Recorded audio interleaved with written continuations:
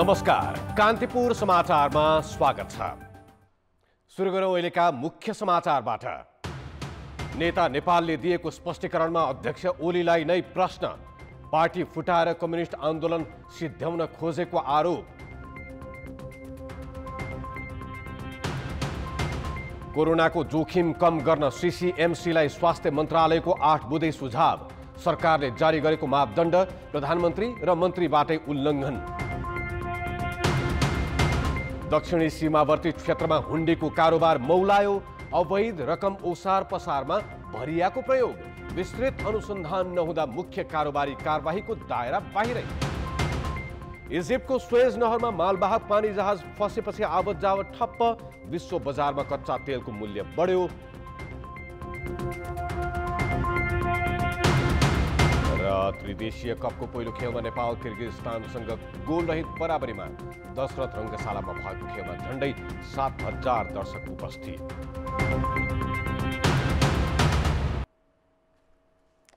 नेकपा एमालेका नेता माधव कुमार नेपालले पार्टी अध्यक्ष एवं प्रधानमन्त्री केपी शर्मा ओलीलाई नै प्रश्न गर्दै स्पष्टीकरण दिएका छन्। नेता नेपालले पार्टी कार्यालयमा जवाब पठाउँदै अध्यक्ष ओलीले नै स्पष्टीकरण दिनुपर्ने उल्लेख गरेका छन्। उनले केन्द्रीय कमिटी बैठक विधिवत बोलाई तपाईले छलफल किन गराउनु भएन भन्दै यसले कम्युनिस्ट आन्दोलनलाई विभाजित बनाइराख्ने गलत मनसाइरहेको टिप्पणी गरेका छन्। नेपालले कार्यकर्ताको भावना पार्टी एक हुनुपर्ने भए पनि त्यसलाई ओलीले बेवास्ता गरेको आरोप समेत लगाएका छन्। उनले पार्टीलाई एकताबद्ध रूपमा अगाडि बढाउन गरिएको आग्रहलाई किन अस्वीकार गरेको भनेर प्रश्न गरेका छन्। नेपालले फागुन 28 को निर्णयमा प्रश्न उठाउँदै एमालेको 9औं राष्ट्रिय महाधिवेशनद्वारा पारित विधानका धारा 13, 14, 43, 58 उल्लङ्घन गरेको आरोप समेत लगाएका छन्। उनले पार्टीको विधान संशोधन गर्ने अधिकार तपाईलाई कुन धाराले दियो भन्दै ओलीलाई प्रश्न गरेका छन्। त्यसैगरी उनले सरकारी निवास बालुवाटारमा गुटको भेला गरी पार्टी विधान विपरीत केन्द्रीय समिति विस्तार गर्नुको साथै देशव्यापी रूपमा गुटबन्दीपूर्ण संगठनहरू विस्तार गरेको समेत आरोप लगाएका छन्। वरिष्ठ नेता नेपालले प्रतिप्रश्न गर्दै 8 पृष्ठमा समेटेर जवाफ फर्काएको भए पनि त्यसमा अध्यक्ष ओलीको कार्यशैलीलाई नै लिएर अधिकांश शब्द खर्च गरिएको छ। त्यसैगरी उपाध्यक्ष भीम रावलले पठाएको 11 पृष्ठको जवाफमा समेत अध्यक्ष ओलीको कार्यशैलीको चर्को आलोचना गरिएको छ। रावलले पार्टीको विधान संशोधन गर्दा स्वेच्छाचारी तवरबाट काम गरेको भन्दै विधान संशोधनको काम कुन धाराबाट गरिएको भने प्रश्न उठाएका छन्। उपाध्यक्ष रावलले बालुवाटारमा गुटगत भेला गरी पार्टीको विधान विपरीत काम गरेको आरोप लगाउँदै सुदूरपश्चिम प्रदेश पार्टी कार्यालयको सम्पत्तिबारे ओलीले गरेको टिप्पणीको प्रतिवाद गरेका छन्।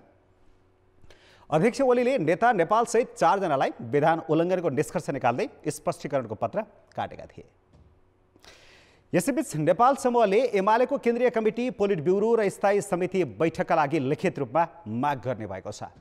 नेपाल पक्षको बुधबार बसेको स्थायी समिति सदस्यहरूको छलफलले भोलि केन्द्रीय सदस्यसँग छलफल गर्ने र अध्यक्ष केपी शर्मा ओलीसँग पार्टी कमिटीको बैठक लिखित रूपमै माग गर्ने निर्णय गरेको छ। अब हामी केन्द्रीय कमिटी बैठक बोलाउन माग गर्छौँ। हामीले मुखले भनेर त उहाँले सुन्नु भएन हैन।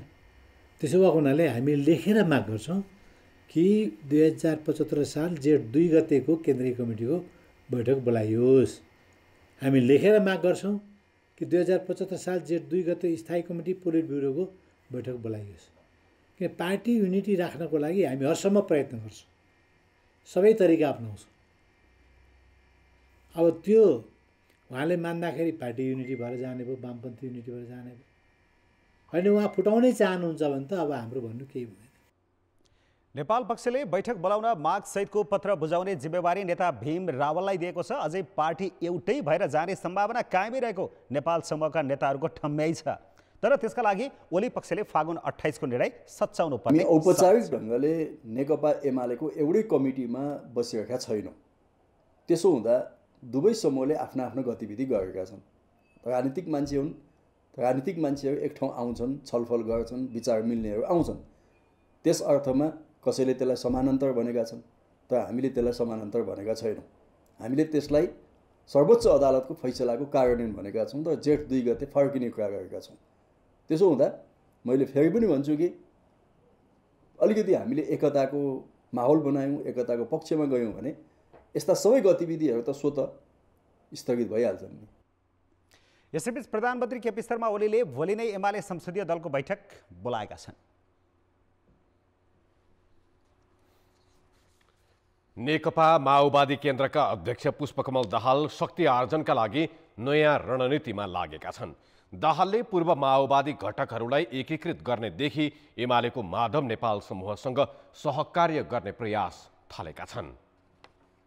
केन्द्रीय कमिटीको बैठक अनिश्चितकालका लागि स्थगित गर्दै वैकल्पिक सरकारको सम्भावना खोजिरहेको माओवादी केन्द्र अहिले पार्टी पुनर्संरचनाको गृह कार्यमा छ। प्रभावशाली मानिएका र प्रत्यक्ष चुनाव समेत जितेका केही नेता एमालेतिर लागेपछि माओवादी केन्द्र थप कमजोर बनेको छ। एमाले र माओवादी मिली बनेको नेकपा छँदा अध्यक्ष दाहालसँग जति शक्ति र प्रभाव थियो त्यो गुमेको छ। फेरि उनी संसदमा तेस्रो दलको नेतामा खुम्चिनु परेको छ। आगामी दिन थप सङ्घर्षपूर्ण हुने आकलन माओवादी केन्द्रले केन्द्रीय कमिटी बैठकबाटै गरिसकेको छ। आफ्नो पार्टी कमजोर हुने देखेपछि अध्यक्ष दाहालले पूर्व माओवादी घटकहरूलाई एक ठाउँमा भेला पार्ने प्रयास थालेका हुन्। विगतमा छुट्टिएका विभिन्न नेता र समूहलाई समेट्ने, पार्टीलाई पुनर्संरचना गर्ने र माओवादी केन्द्रको नाम पनि फेर्ने सम्मको तयारी गरेका छन्। माओवादी विभिन्न समूहमा बाँडिएका माओवादी धाराहरूलाई एकीकरण गर्नका निम्ति हामीले अलिकति पोलिटिकल कोर्स चाहिँ करेक्सन गर्नुपर्छ। त्यति मात्रै होइन, हाम्रो जीवन दैनिकी र चाहिँ तपाईँको चाहिँ जे छ त्यसलाई पनि हामीले करेक्सन गर्नुपर्छ। अब अहिले हामीले गर्ने भनेको एउटै काम के हो भने माओवादी केन्द्रलाई व्यवस्थित गर्ने, मुद्दाको आधारमा र सङ्गठनात्मक अभियानको आधारमा आफ्नो आइडेन्टिटी स्थापित गर्ने। त्यसो हो भने एकता र ध्रुवीकरणका सम्भावनाहरू पनि नयाँ ढङ्गबाट ढोका खोल्न सक्छन् भन्ने मलाई लाग्छ। यता विगतमा मूलधारबाट छुट्टिएका शक्तिले भने माओवादी केन्द्र कमजोर हुँदै गएपछि पुनर्संरचना र एकीकरणको प्रस्ताव गरेकाले तत्काल एकीकरणको सम्भावना नभएको तर एजेन्डा मिले कार्यगत एकता गर्न सकिने प्रतिक्रिया दिएका छन्। ध्रुवीकरण चाहिँ सम्भावना छ, फेरि केही पनि सम्भव छैन त यस्तै भइरहन्छ त भन्दा त्यस्तो हुँदैन। अब ध्रुवीकरण कसरी हुन्छ त भने सच्चा क्रान्तिकारीहरू, आमूल परिवर्तन, यो व्यवस्थाको, यो राज्य सत्ताको, यो चाहिँ सरकारको, यो नेतृत्वको विकल्प खोज्ने जुन शक्तिहरू छन् उनीहरूको बिचमा चाहिँ एकीकरण र ध्रुवीकरण हुन सक्छ। जस्तो विप्लव र हाम्रो बिचमा चाहिँ रणनीतिक चाहिँ संयुक्त मोर्चा बनेको छ। हामीले यो कुरो चाहिँ फेरि अहिले प्रचण्डले नेतृत्व गरेको माओवादी केन्द्रको बिचमा पनि हामीले यो कुरो लगिरहेका छौँ। अब तपाईँहरू के गर्नु? तपाईँहरूको त सबै कुरो सिद्धियो। अब 2063 सालमा माओवादी शान्ति प्रक्रियामा आएपछि 2072 सालसम्म माओवादी 6 टुक्रामा विभाजित थियो। तर 2073 जेठमा मोहन वैद्य र नेत्रविक्रम चन्द बाहेक 4 कित्तामा छरिएका माओवादी एउटै धारमा आएका थिए। अहिले पनि पूर्व माओवादी विभिन्न सङ्गठन र समूहमा छरिएका छन्। कान्तिपुर समाचारका लागि क्यामेरामा पशुपति बुढाथोकीका साथ बाबुराम तिमिल सिन्हा, काठमाडौँ। स्वास्थ्य मन्त्रालयले भारत लगायत देशमा कोरोना भाइरस संक्रमण दर बढेपछि नेपालमा पर्न सक्ने प्रभावलाई मध्यनजर गरी कोभिड-19 सङ्कट व्यवस्थापन केन्द्रलाई 8 बुँदे सुझाव दिएको छ। मन्त्रालयले आज केन्द्रको निर्देशक समितिलाई भारतसँगका सीमावर्ती क्षेत्रमा निगरानी बढाई त्यसको अनुगमन गर्न र विमानस्थलमा स्वास्थ्य परीक्षणमा सक्रियता बढाउन सुझाव दिएको हो। उसले भारतबाट आउनेहरूलाई स्वास्थ्य परीक्षणका मापदण्ड पूर्ण रूपमा पालना गराउन र शङ्कास्पद व्यक्तिको एन्टिजेन परीक्षणको व्यवस्था गर्न आग्रह गरेको छ। यस्तै पर्यटन क्षेत्रमा राति 9 बजेपछिका कार्यक्रम बन्द गराउन सुझाव दिइएको छ। विद्यालयमा स्वास्थ्यका मापदण्ड पालना भए नभएको अनुगमन गर्न पनि सुझाव दिइएको छ। यसैबीच शिक्षा मन्त्रालयले संक्रमणबाट बच्न स्वास्थ्य सुरक्षा सम्बन्धी मापदण्ड पालना गर्न शैक्षिक संस्थालाई निर्देशन दिएको छ। मन्त्रालयले आज एक विज्ञप्ति जारी गरी कोभिड-19 को जोखिम बढ्ने सम्भावना देखिएको भन्दै मापदण्ड पालना गर्न निर्देशन दिएको हो। मन्त्रालयले मास्क तथा सेनिटाइजरको प्रयोग अनिवार्य गर्न, शिक्षण संस्थामा साबुन पानीले हात धुन र ज्वरो नाप्न भनेको छ। शिक्षण संस्थामा सभा समारोह र वार्षिक उत्सव जस्ता भिडभाड हुने प्रकृतिका कार्यक्रम नगर्न पनि भनिएको छ। यसैबीच संक्रमण दर बढेपछि स्वास्थ्य मन्त्रालयले सभा, जुलुस र भिडभाड हुने कार्यक्रम नगर्न सार्वजनिक रूपमै आग्रह गरेको छ। शिक्षा मन्त्रालयले शिक्षण संस्थामा विशेष सतर्कता अपनाउन भनेको छ। तर प्रधानमन्त्री र मन्त्री नै त्यसलाई बेवास्ता गरी भिडभाडयुक्त कार्यक्रममा सहभागी भइरहेका छन्। नयाँ प्रकारको भाइरस फैलिरहेको भारतबाट आउनेहरूमा पनि संक्रमण पुष्टि भएकाले स्वास्थ्य मन्त्रालयले जोखिम बढेको निष्कर्षसहित सभा, जुलुस र भिडभाड नगर्न आग्रह गरेको हो। सोमबार 1.5 महिना यताकै उच्च सङ्ख्यामा संक्रमण पुष्टि भएपछि उसले मङ्गलबार विज्ञप्ति निकालेर जोखिमलाई बेवास्ता नगर्न सचेत गराएको हो। नेपालसँग खुला सीमा रहेको भारतमा दैनिक संक्रमण दर 50,000 नागिसकेको छ। त्यसैले नेपालमा संक्रमणको दोस्रो लहर देखिए स्थिति भयावह हुन सक्ने मन्त्रालयको आकलन छ। जसरी छिमेकी मुलुकमा संक्रमणहरू बढ्दै गएको छ र त्यही देशका विभिन्न प्रदेशहरूसँग हाम्रो जनस्तरको घनीभूत सम्बन्ध, व्यापार व्यवसाय, तीर्थयात्रा, अध्ययन, श्रम, विभिन्न कारणले जाने आउने जुन बाक्लो घनीभूत सम्बन्ध छ, त्यो सम्बन्ध र हामी कहाँ जनस्वास्थ्यका मापदण्डहरू थाहा पाएर बुझेर पनि पालना गर्ने कुराहरू अथवा उल्लङ्घन गर्ने क्रम जसरी बढेको छ, पालना नगर्ने क्रम जसरी बढेको छ, त्यसले चाहिँ यो जोखिमलाई अझ धेरै बढाएको अवस्था छ।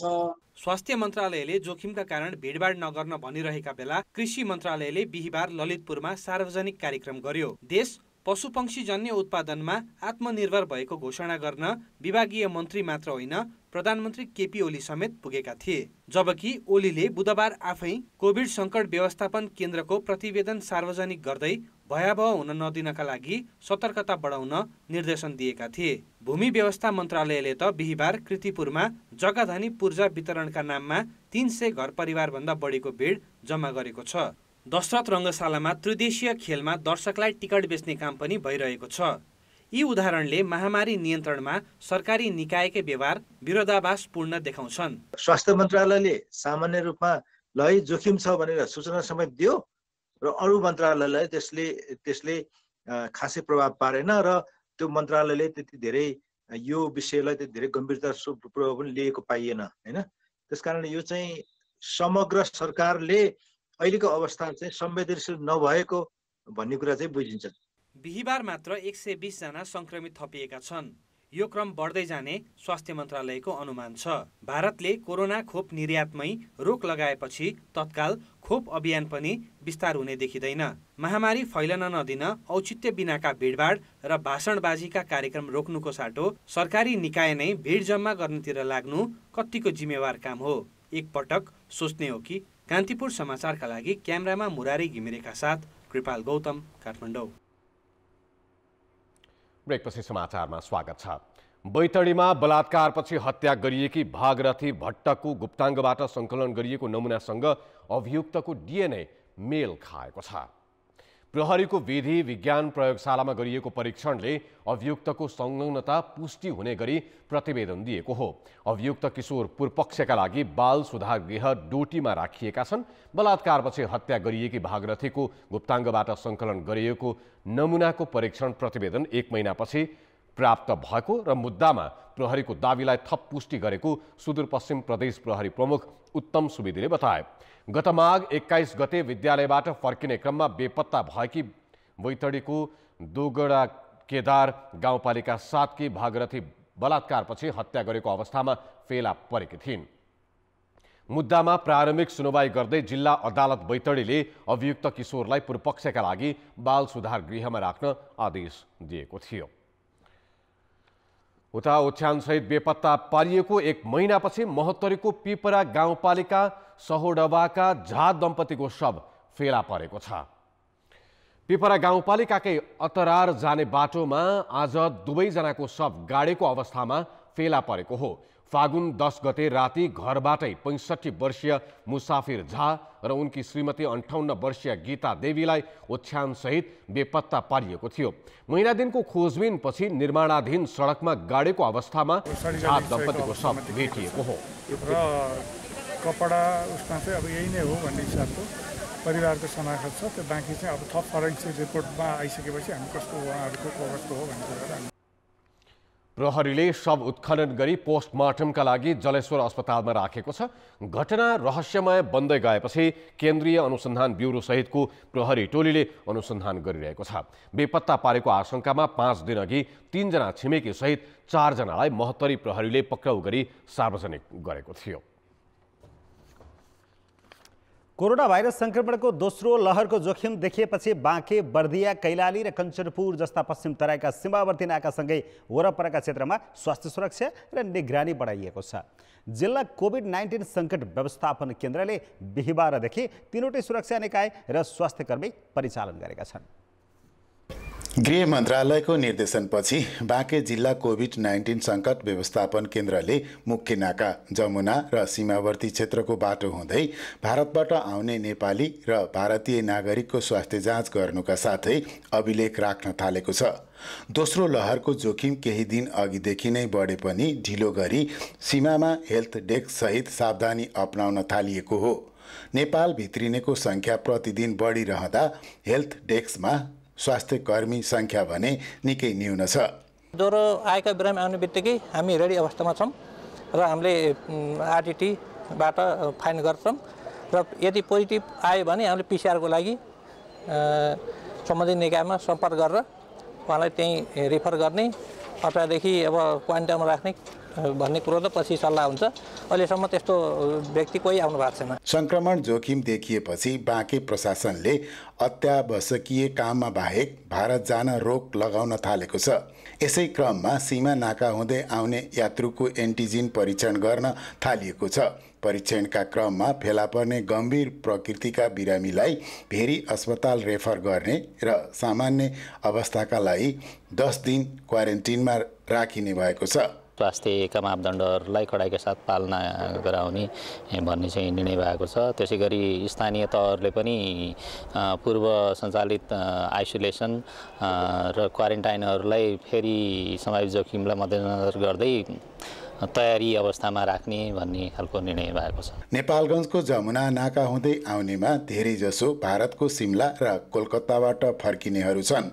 उता सुदूरपश्चिमको कैलाली र कञ्चनपुरका सीमावर्ती क्षेत्र हुँदै फर्किनेहरूको संख्या पनि बढ्दो छ। यी जिल्लामा पनि स्वास्थ्य सावधानी र निगरानी बढाइएको छ। निगरानीका लागि स्वास्थ्यकर्मी र सुरक्षाकर्मी परिचालन गरिएको छ। अघिल्लो वर्षको भयावह अवस्थाबाट पाठ सिकेकाले यसपटक त्यस्तो अवस्था आउन नदिने प्रशासनको भनाइ छ। तर स्थानीय भने प्रशासनले भने जस्तो सावधानी सीमामा नदेखिएको बताउँछन्। कुनै शङ्कास्पद छ भने उसको जाँच गर्ने र जाँच गरेर पोजिटिभ आयो भने उसलाई आइसोलेसनमा पठाउने, वो होम आइसोलेसन होस् अथवा चाहिँ अब संस्थाको लक्षण छ भने अब कुनै बिरामी छ भने अस्पतालमा पठाउँछौँ र सामान्यवालाहरूलाई चाहिँ 10 दिनको होम क्वारेन्टाइनमा बस्नु होला भनेर उहाँलाई चाहिँ घर जान दिने चाहिँ व्यवस्था चाहिँ मिलाएको चाहिँ छ। हामीसँग पहिले कोभिड-19 विरुद्धको यो रोकथाम नियन्त्रण उपचारमा हामीहरू एक किसिमको अनुभव प्राप्त भइसकेको छ। त्यसकारण विगतमा गरेको प्रयासहरूबाट सिकेर भोलिका दिनमा हामी अझ राम्रो व्यवस्थापन गर्न सक्छौँ भन्ने हाम्रो विश्वास छ। भारतबाट फर्किने नेपाली मध्ये केहीलाई कोरोना भाइरस संक्रमण देखिएको छ, जसका कारण स्वास्थ्य तथा जनसङ्ख्या र गृह मन्त्रालयले ढिलो गरी भए पनि सीमावर्ती क्षेत्रमा सावधानी अपनाउन थालेका हुन्। तर जोखिम पहिचान र निगरानीमा अहिले सीमामा परिचालित स्वास्थ्य र सुरक्षा जनशक्ति वृद्धि नगरिए भारतबाट आउनेको चापले पहिला जस्तै भद्रगोलको अवस्था नआउला भन्न सकिन्न।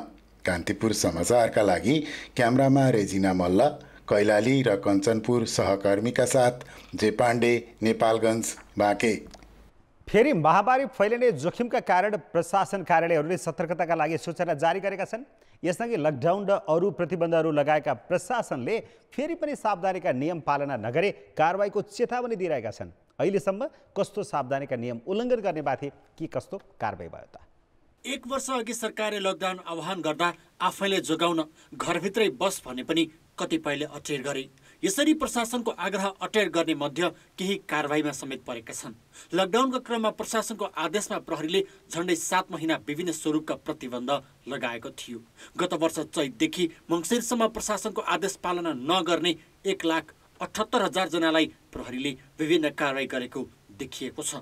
जसमध्ये अटेर गरेर अर्कालाई रोग सार्न हिँडेको आरोपमा संक्रामक रोग ऐन अन्तर्गत 57 जनामाथि मुद्दा नै चलाएको छ। आफ्नो कारण अरूलाई रोग सार्न सक्छ भन्ने थाहा हुँदाहुँदै नटेर्ने माथि यस ऐन अन्तर्गत मुद्दा चलाउन सकिने कानुनी व्यवस्था छ, जसमा 6 महिनासम्म कैद सजाय तोकिएको छ। तर लकडाउनमा पक्राउ परेकाहरू अधिकांश जरिवाना र धरौटीमा छुटेका छन्। त्यस्तै असहज अवस्थामा समेत कालोबजारी गर्ने 93 जना कारबाहीमा परे भने राहतमा समेत अनियमितता गर्नेहरू 12 जनाले मुद्दा खेपेका छन्। कृत्रिम आपूर्ति चाहिँ को समस्या देखाउने, कालोबजारी गर्ने सन्दर्भमा कालोबजारी ऐन अन्तर्गत 65वटा मुद्दा दर्ता गरेर 93 जना मान्छेलाई फेरि कारवाही गरेको अवस्था थियो। र संक्रामक किनकि यो त्यसमा अब स्वाभाविक रूपमा प्रोएक्टिभ रूपमा नमान्ने कुराहरू भइसकेपछि अब यो संक्रामक रोग ऐन अनुसार पनि कारवाही गरेको थियो। किनकि यो संक्रामक रोग नियन्त्रण 2020 अनुसार 35वटा मुद्दा दर्ता गरेर फेरि 57 जना व्यक्तिलाई पनि फेरि कारवाही गरेको अवस्था यो अवधिमा थियो। अघिल्लो पटक लकडाउन गरेर बिस्तारै सहज भएको बजार फेरि अप्ठ्यारोमा पर्ने देखिएको छ। जनजीवन सहज भएको करिब 4 महिनापछि संक्रमणको दोस्रो लहर चल्न सक्ने भन्दै गृह मन्त्रालयले जिल्ला प्रशासन कार्यालयहरूलाई सतर्कता अप्नाउन पत्राचार गरिसकेको छ। काठमाडौँमा पनि प्रशासनले अनिवार्य मास्क लगाउन, सार्वजनिक स्थलमा भिडभाड नगर्न भनेको छ। क्वारेन्टिन स्थल र आइसोलेसन सेन्टर तयारी अवस्थामा राख्न सूचित गरिसकेको छ। फागु पूर्णिमा सम्बन्धी कुनै पनि सार्वजनिक कार्यक्रम नगर्न प्रशासनको आदेश छ। सार्वजनिक स्थानमा बसेर चाहिँ अहिले होली मनाउन हामीले रोक लगाएका छौँ। सार्वजनिक स्थलमा विभिन्न इभेन्टहरू गरेर होलीका प्रोग्रामहरू हुन्थे, त्यसलाई चाहिँ हामीले रोकेका छौँ। अहिले हामीले करिब राति 12 बजेसम्म रात्रिकालीन व्यवसाय सञ्चालन गर्न अनुमति दिएको अवस्था हो। अब यो स्थिति हेरेर हामी अब अनुगमन पनि गर्छौँ। स्थिति हेरेर समय घटाउने, त्यसपछि त्यहाँ अब त्यो प्रोटोकल पालना नगरेको स्थिति छ भने त्यसलाई चाहिँ बन्द गर्ने अथवा त्यसलाई चाहिँ प्रोटोकल पालना अनिवार्य रूपमा गर्न लगाउने, त्यो नै नीति छ। अहिले रोगबाट जोगाउन प्रशासनले कारबाही चलाउनु पर्ने अवस्था आउनु राम्रो होइन। त्यसैले एकातिर रोगको डर, अर्कोतिर प्रशासनको कारबाही भोग्नु भन्दा आफै सचेत हुन सके स्वास्थ्य र कारबाही दुवैबाट जोगिन सकिनेछ। कान्तिपुर समाचारका लागि क्यामेरामा विकास जोशीका साथमा रमेश धमला, काठमाडौँ।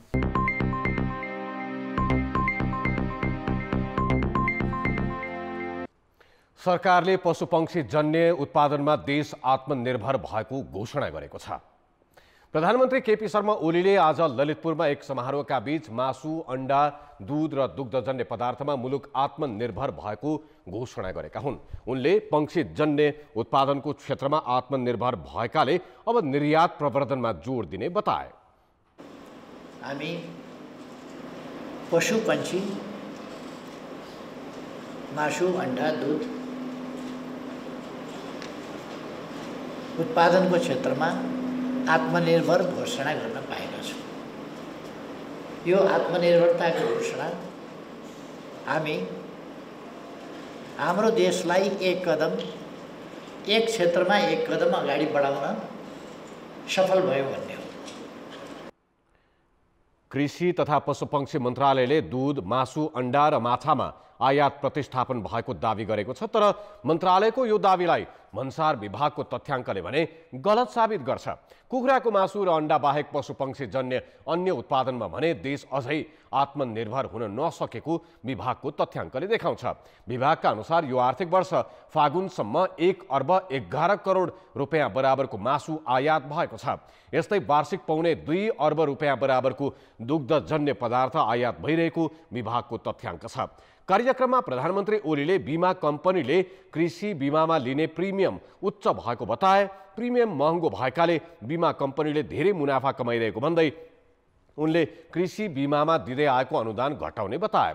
कार्यक्रममा दूध ढुवानीका लागि लोगो र धुलो दूधको नयाँ प्याकेज सार्वजनिक गरिएको थियो। भारतसँग सीमा जोडिएका प्रदेश 2 का जिल्लामा गैर ब्याङ्किङ क्षेत्रबाट हुने कारोबार बढ्दै गएको पाइएको छ। प्रहरीकै तथ्याङ्कले अवैध प्रकृतिका कारोबार फस्टाएको देखाएको छ।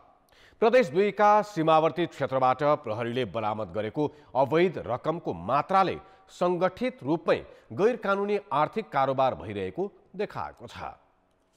भारतसँग सीमा जोडिएको सप्तरीको सीमावर्ती क्षेत्रबाट फागुन 11 गते प्रहरीले स्रोत नखुलेको 10 लाख नेपाली रुपैयाँ सहित 2 महिलालाई नियन्त्रणमा लियो।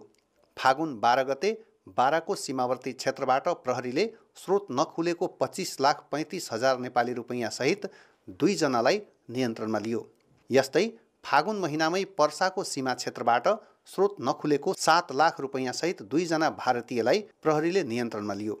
यी केही घटना त उदाहरण मात्रै हुन्। प्रदेश 2 को सप्तरीदेखि पर्सासम्म गैर ब्याङ्किङ बाटोको प्रयोग गरी अवैध प्रकृतिका कारोबार बढेको प्रहरी तथ्याङ्कले नै देखाएको छ। जब गैर बैंकिङ हिसाबले कारोबार हुन्छ भनेपछि त्यहाँ त्यसको चाहिँ सम्बन्ध गलत कामसँग थियो, अन्य अपराधहरूसँग पनि हुनसक्छ भन्ने कुरो त त्यो सामान्य अनुमान लगाउन सकिने कुरो भयो। रक्सौलमा पनि नेपाली जाने, नेपाली रुपियाँ चल्ने र त्यो नेपाली रुपियाँ यता आउने, नक्कली रुपियाँ पनि हामीले बरामद गऱ्यौँ, भारतीय रुपियाँ पनि बरामद गऱ्यौँ। त्यस कारणले केही न केही हिसाबले त्यो गलत काम कारबाही भएको छ र त्यसैका कारणले यो हुन्नीको एक लेभलमा कारोबार भएको चाहिँ देखिन्छ। प्रहरीको तथ्याङ्क अनुसार चालु आर्थिक वर्षको फागुन महिनासम्म जिल्ला प्रहरी कार्यालय बाराले गैर बैंकिङ बाटो प्रयोग गरी स्रोत नखुलेको रकम बोकी हिँड्ने 5 जनालाई पक्राउ गरेको छ भने उनीहरूबाट 1 करोड 23 लाख रुपैयाँ बरामद गरेको छ। चालु आर्थिक वर्षको फागुन महिनासम्म पर्सामा प्रहरीले 43 लाख 42 हजार रुपैयाँ सहित 8 जनालाई नियन्त्रणमा लिएको छ। भारतसँग सीमा जोडिएका अन्य जिल्लाको अवस्था पनि उस्तै छ। अचम्मको कुरा त के छ भने स्रोत नखुलेको ठूलो परिमाणको रकम बोकेर हिँड्ने व्यक्ति ज्यादै निम्न आयस्तर भएकाहरू पाइएका छन्। कतिपय घटनाले यस्ता अवैध पैसा बोक्न भरियाको प्रयोग हुने गरेको पुष्टि भएको छ। भरिया नै धेरै देखिरहेको छ, किन भन्दाखेरि तिनीहरूको आर्थिक हैसियत, तिनीहरूको चाहिँ पेसा र तिनीहरूको त्यहाँको अवस्था, आर्थिक अवस्था हेर्दाखेरि यिनीहरूले यति धेरै पैसा चाहिँ कुनै आर्जन गर्ने र कुनै व्यापार गर्ने जस्तो देखिँदैन। त्यो हिसाबले गर्दाखेरि यिनीहरूले अन्य कुनै व्यापारीहरूको पैसा चाहिँ त्यो उसको प्रलोभनमा परेर यिनीहरूले बोकेर हिँडेको देखिया छ र योबाट धेरै कुराहरू खुल्या पनि छन्। खुलेका कुराहरू चाहिँ हामीले तत्काल खुलेका कुराहरू सम्बन्धित शुद्धिकरण अनुसन्धान विभागलाई त्यो पनि हामीले लिखित मौखिक रूपमा जाहेर गरेकै छौँ। खुल्ला सीमाबाट भन्सार छली गरी हुने अवैध आर्थिक कारोबारमा यस्ता रकमको प्रयोग हुने गरेको छ। यसका अतिरिक्त प्रतिबन्धित लागु औषधसँगै हतियार र विस्फोटक पदार्थजन्य सामान खरिदका लागि पनि यसका कारोबारीले गैर बैंकिङ बाटोबाट आर्थिक कारोबार गर्ने गरेको पाइन्छ। यिनीहरूलाई नियन्त्रणमा लिने प्रहरीले प्रारम्भिक अनुसन्धान मात्र गरेर सम्पत्ति शुद्धिकरण अनुसन्धान विभागमा मुद्दा पठाउने गरेको छ। सीमामा रकम बरामद गर्ने प्रहरीलाई यसको अनुसन्धान र कारबाही गर्ने अधिकार नहुँदा यसका मालिक को हुन् र यस्तो रकम कुन प्रयोजनका लागि प्रयोग भइरहेको हो भन्ने बारे गहिरो अनुसन्धान हुन सकेको छैन। प्रहरी मुख्य कारोबारीसम्म पुग्न पनि सकेको छैन। कान्तिपुर समाचारका लागि क्यामेरामा पङ्कज श्रेष्ठ, सप्तरी सहकर्मी आर्यन विश्वास र 12 सहकर्मी रमेश ठाकुरका साथ उपेन्द्र ठाकुर, वीरगञ्ज, पर्सा। नेपाल वायु सेवा निगमलाई सेतो हात्ती बनिरहेका चिनिया जहाज व्यवस्थापन गर्ने बाटो खुलेको छ। पर्यटन र अर्थ मन्त्रालयले निगमलाई लिजमा दिने वा बिक्री गर्ने बारे आफै निर्णय लिन स्वीकृति दिएका छन्। प्राविधिक र आर्थिक कारणले चलाउन नसकेर खर्च धान्नै मुस्किल परेपछि निगमले लिजमा दिने वा बिक्रीका लागि बाटो खोलिदिन पर्यटन र अर्थ मन्त्रालयलाई 6 महिना अघि नै पत्राचार गरेको थियो। त्यसको जवाफमा पर्यटन र अर्थ मन्त्रालयले आफू खुसी निर्णय गर्न भनेपछि निगमले अब सञ्चालक समितिको बैठकबाट जहाज व्यवस्थापनबारे निर्णय लिने तयारी गरेको छ। अब उड्दाखेरि र नउड्दाखेरिको इन्सुरेन्सको कस्ट एकदमै फरक पर्छ। ग्राउन्ड इन्सुरेन्स हामीले तिर्छौँ, त्यसपछि गएर यसको लागि हामीले क्रुहरू जुन इन्जिनियरहरू राख्नुपर्ने हुन्छ। अब इन्जिनियरहरू पनि हामीले राखिराखेका छौँ, उहाँहरूलाई भत्ता दिएर यसको मेन्टेनेन्स गरेर राखेका छौँ। त्यो खर्च हो, अहिले मैले एक्ज्याक्ट यति रकम त भन्न सक्दिनँ, तर त्यो करोडौँ रुपियाँ हुन्छ त्यो खर्च पनि। सकेसम्म हाम्रै स्वामित्वमा रहने गरी लिजमा दिनु, अनि लिजमा दिन उपयुक्त छैन अथवा सम्भव भएन भनेदेखि चाहिँ अनि यसलाई चाहिँ बिक्री प्रक्रियामा अगाडि बढ्नु। बिक्री प्रक्रियामा अगाडि बढ्दाखेरि चिनिया जो निर्माता कम्पनी हुन्, विक्रेता कम्पनी हुन्, उनीहरूसँग समन्वय गर्नु भनेर एकदमै राम्रै जवाफ आएको छ हामीलाई। हामी सोही अनुसारै अगाडि बढ्छौँ। निगमले चीनबाट 19 सिटे 4 वटा Y12 र 58 सिटे 2 वटा MH60 जहाज 6 वर्ष अघि ल्याएको थियो। 4 वटा जहाज ऋणमा किनिएको हो, तर चालक अभाव र प्राविधिक गडबडीका कारण निगमका ती जहाज लामो समयदेखि ग्राउन्डेड थिए। ब्रेकपछि पुनः स्वागत छ। अब जनमतको अन्तिम परिणाम। जनमतमा हिजो हाम्रो प्रश्न थियो, नौमुरे जलविद्युत आयोजना किन अघि बढ्न नसकेको होला? ए, इच्छा शक्तिको अभाव, बी, स्रोत साधनको कमी र सी, भू राजनीतिको असर। जनमतको अन्तिम परिणाम यस्तो छ, ए, इच्छा शक्तिको अभावमा 44%, बी, स्रोत साधनको कमीमा 10% र सी, भू राजनीतिको असरमा 46% मत प्राप्त भएको छ। अब आजको प्रश्न। जनमत। त्रिदेशीय कप फुटबलमा नेपालको प्रदर्शन कस्तो लाग्यो? ए, उत्तम, बी, औसत र सी, अझै राम्रो गर्न सक्थ्यो। जनमतको अन्तिम परिणाम भोलि साँझ 8 बजेको कान्तिपुर समाचारमा प्रसारण गर्नेछौँ। कृपया NEWS news space A, B वा C टाइप गरी 34001 मा SMS गरी आफ्नो मत व्यक्त गर्नुहोला। अब जनताको आवाज। हामीले रुकुम पश्चिममा सोधेका छौं, जिल्लाका विभिन्न ठाउँमा डोजरले बाटो खनिए पनि सवारी साधन भने किन चल्न नसकेका होलान् त? जनताको आवाज।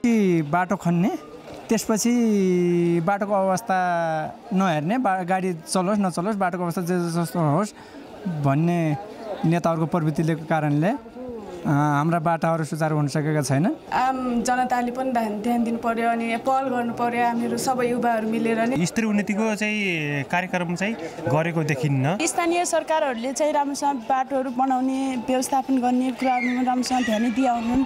उनीहरू चाहिँ बाटोहरूभन्दा आफ्नो कुरा, आफ्नो व्यक्तिगत कुराहरूमा लागिरहेका हुन्छन्। कति किलोमिटर हुने यो वर्षमा आइसक्यो, कति हुने सिफ्टमा जानु पर्यो बरु, तर पक्को हुनु पर्यो के। सडकलाई हेर्नु, रोडहरू हेर्नु पर्यो।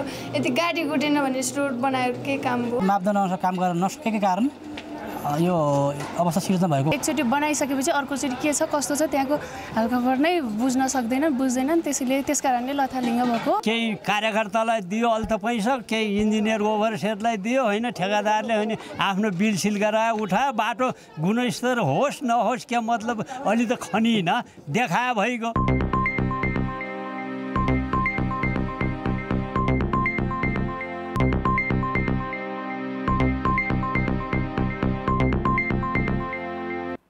नमस्कार, कान्तिपुर खेलकुद समाचारमा स्वागत छ।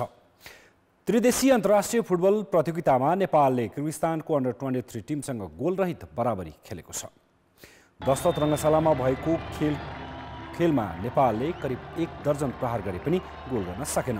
सुरुदेखि अन्त्यसम्ममा धेरै मौका पाएको नेपाली टिममा फिनिसमा भने चुक्न पुग्यो।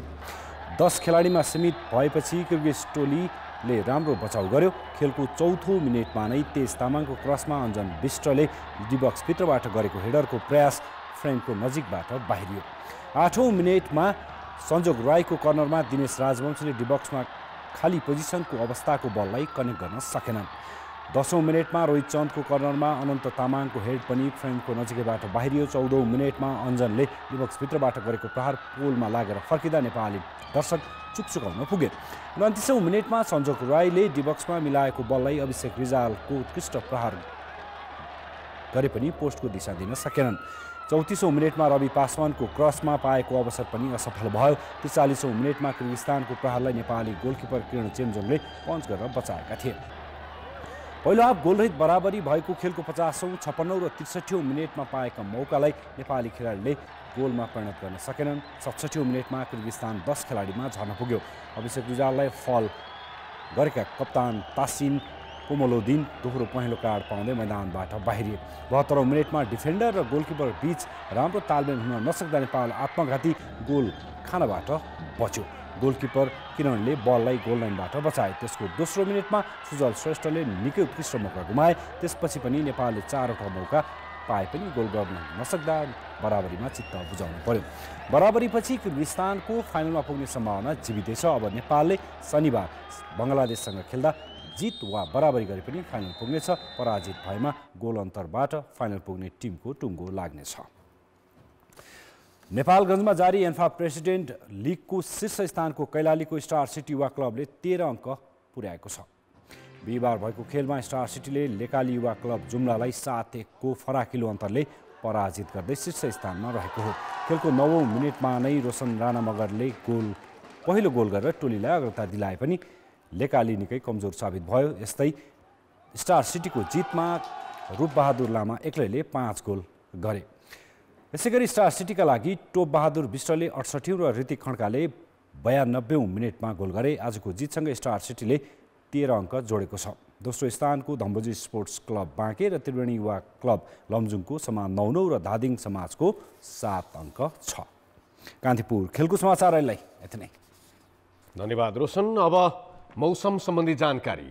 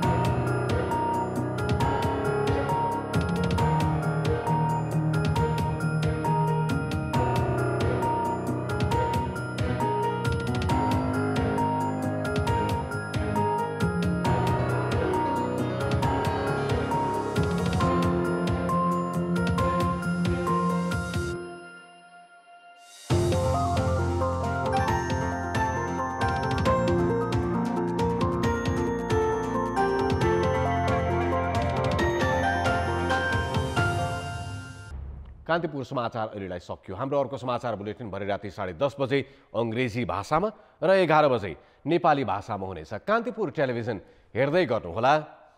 नमस्ते।